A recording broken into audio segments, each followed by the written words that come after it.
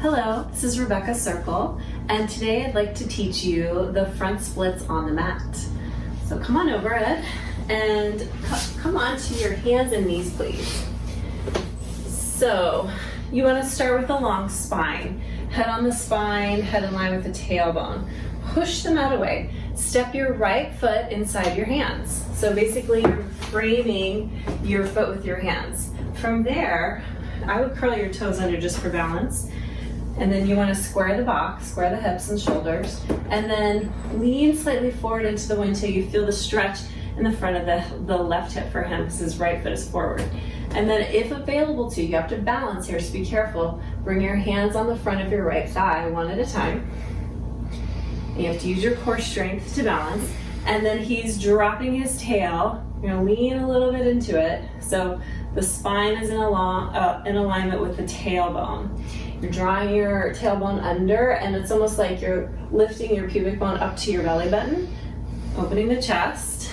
Good. And then from there, you're going to take your hands back down to the floor outside your foot. So you're framing your foot with your hands. And then from there, you're going to lift the back leg. This is very similar to the front splits on the reformer.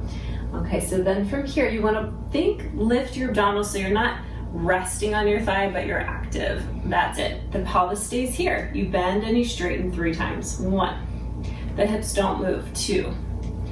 3, you hold it. If available to you, place one hand at a time on the front of your thigh. You come up, but you're still holding that angle, so lean a little more forward and pull up and back in your abdominals. Same thing, you bend the back knee a little bit, you straighten it 3 times. Holding the balance, very good. Bring your hands back down to the mat outside your foot, and then step back, come down on your knee, and then step back. Change to the other side. So again, you step up, foot inside the hands. Before you come up, just lean into the wind. Feel your front body opening. So try to bring your hips forward and up, and then expand the chest forward and up. There you go, dropping your tail heavy and long. There you go. And then from there, one at a time, bring your hands onto the front of your thigh. You're still holding on to the angle, so be a little more on a diagonal with your spine. Lean forward a little bit. There you go. You have to balance here, so think about hugging into the midline. Good, you breathe maybe 30 seconds here, and then you bring your hands back down to frame your foot.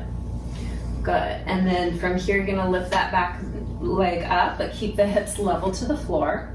Good, and then you're gonna bend and straighten 1 and 2.